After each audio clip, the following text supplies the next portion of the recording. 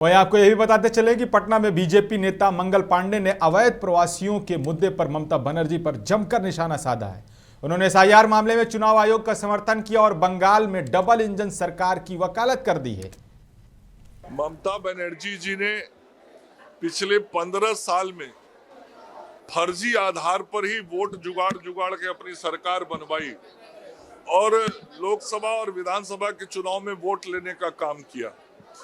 इसी की तो तड़पड़ाहट उनके मन में आप लोग 3 महीने से देख रहे होंगे कि जब से चुनाव आयोग ने ट्रांसपेरेंट तरीके से फ्री और फेयर इलेक्शन कराने के लिए एसआईआर का काम किया, तो वो दिल्ली से लेकर कलकत्ता तक बिना मतलब का बयानबाजी, कार्यक्रम, आंदोलन, धरना कर रही थी।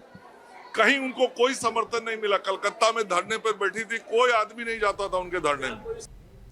वहीं पटना में जेडीयू के राष्ट्रीय प्रवक्ता राजीव रंजन ने कहा कि विदेशी युद्ध के चलते भारत के आम लोगों को जेब पर बड़ा दबाव पड़ रहा है।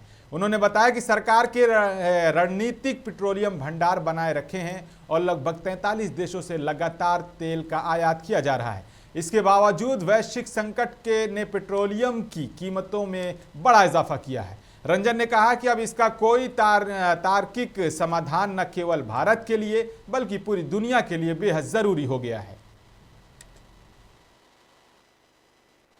निसंदेह जिस तरह से युद्ध लंबा खिंच रहा है, अब तक ये कोशिश थी कि भारत में लोगों को मुश्किलों का सामना नहीं करना पड़े, लेकिन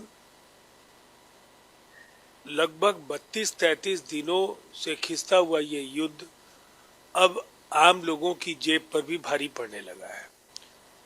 और बावजूद इसके कि व्यापक प्रबंधन किए गए हैं, तेल का भंडार जिसे स्ट्रैटेजिक पेट्रोलियम रिजर्व के तौर पर भारत सरकार ने कहा है कि हम लोगों ने रखा है, और लगातार 43 देशों से पेट्रोलियम पदार्थों का आयात भी किया जा रहा है। लेकिन इतनी बात तय है कि अब इस युद्ध का तार्किक समाधान न केवल भारत बल्कि पूरी दुनिया के लिए बेहद आवश्यक है, इसलिए कि अमेरिका जैसे शक्तिशाली राष्ट्र में भी आज पेट्रोलियम पदार्थों में एक भारी वृद्धि वहां दरों में दर्ज की गई है। वहीं बिहार के आरा नगर में पुलिस ने मादक पदार्थ तस्करी के खिलाफ कार्रवाई करते हुए इलाके के 2 तस्करों को गिरफ्तार कर लिया है। इलाके के पास से भारी मात्रा में हेरोइन बरामद हुई। सदर अनुमंडल पुलिस पदाधिकारी राजकुमार शाह ने प्रेस कॉन्फ्रेंस में बताया कि गुप्त सूचना के आधार पर थाना प्रभारी देवराज राय की टीम ने छापेमारी की। दोनों आरोपी लंबे समय से नशीले पदार्थ की तस्करी कर रहे थे। आरा नगर थाने में केस दर्ज कर आगे की जांच शुरू कर दी गई है। फिलहाल पुलिस ये पता लगाने में जुटी है कि कहां से शुरुआत कर रहे थे। दिनांक 30 को नगर थाना को एक सूचना प्राप्त हुई थी गौसगंज से कि 2 व्यक्ति जो हीरोइन बेच रहे हैं, जिसमें श्यामनंदन पासवान और धनजन पासवान, दोनों पिता रविरंजन पासवान। तो इस सूचना पर इसके सत्यापन के लिए एसएचओ नगर के द्वारा एक टीम गठित किया गया, और जिसमें नुमान अली शौकत, राहुल, संतोष, गुलशन इम्तियाज, जो लोग थाना के पुलिसकर्मी थे, इनके द्वारा और जो गश्ती में जो तैनात थे, जिसमें महिला सिपाही सशक्तबर नाजिम सहानी थे, तो इन लोगों ने छापामारी किया और छापामारी के क्रम में श्यामनंदन प्रसाद के घर के पास से छापामारी हुई, जिसमें श्यामनंदन और धनजी दोनों पकड़े गए और इन लोगों के पास से 70.8 ग्राम हीरोइन जैसा पाउडर जैसा पदार्थ पाया गया। वहीं बिहार के आरा में टेम्पू यूनियन के आह्वान पर शहर के टेम्पू और ई रिक्शा चालक आज हड़ताल पर रहे।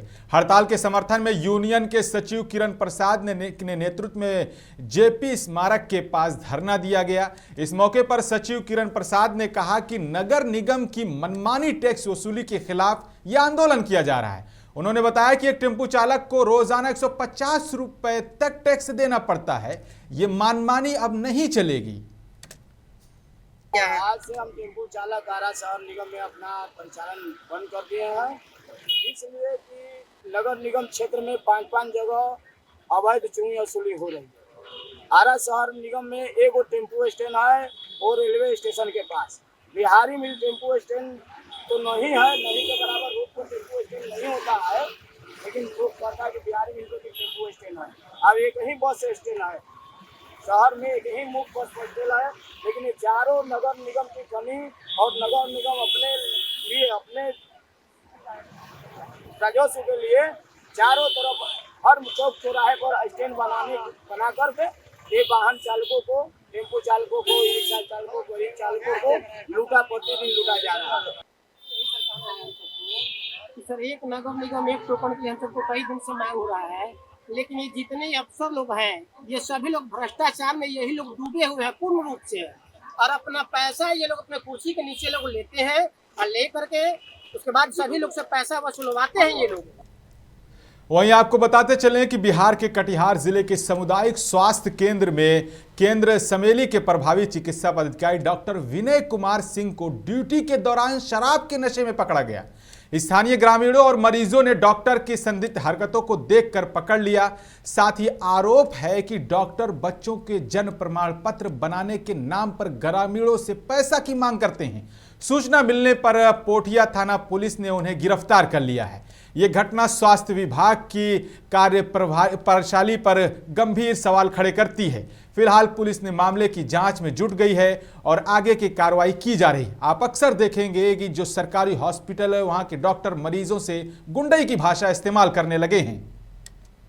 प्रमाण पत्र बनाने के लिए उसको इंडिविजुअल को पैसा मांगा, उन्होंने पैसा मांगा तो इंडिविजुअल देने में सक्षम नहीं। जाके मैसेज बात फ़ोन किया गया कि हाँ हमारे पास फ़ोन आया, हम आए तो देखे कि कंडीशन उसका बहुत ख़राब है और स्थिति इतना बदतर था कि उसको देख भी नहीं सकते हैं। वीडियो पूरा जो है पूरा कपड़ा नहीं था उसके बॉडी पर। फिर उसको बाहर लाए, फिर फ़ोन किया गया पर थाना प्रभारी को फ़ोन किए, पत्रकार महोदय को फ़ोन किए। तो किस पद पे है शराब के नशे में जो है? ये यहाँ के स्वास्थ्य पदाधिकारी है। कहाँ के हैं? ये समेली स्वास्थ्य केंद्र का पदाधिकारी है। सबसे बड़ा दुर्भाग्य आप बताइए, पदाधिकारी अगर इस समय इस सिचुएशन में है, अगर इस हरकत में इस हिसाब से करेगा तो आम जनता का क्या होगा? किस पे भरोसा करना है? तो क्या चाहते हैं? कैसे हम चाहते हैं इस पहला बात तो इसको जांच हो अच्छी तरह से। और ये 2018 से पोस्टेड है यहाँ पर बता, और अभी तक कितना जुल्म किया होगा इन्होंने, कितना के साथ कितना प्रॉब्लम किया होगा इन्होंने। और दुर्भाग्य 2018 से अभी तक किसी ने कंप्लेन नहीं किया, ये भी बहुत बड़ा आश्चर्य की बात है।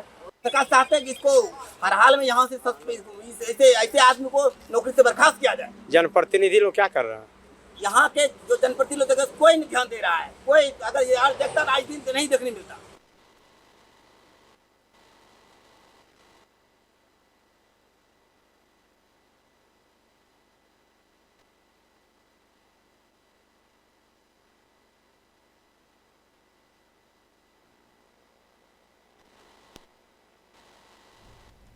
वहीं आपको यही बताते चलें कि जहानाबाद जिले में मीडिया के सामने बंगाल चुनाव को लेकर कहा कि ममता बनर्जी अपना हार स्वीकार कर ली है और मानसिक संतुलन खो दी है।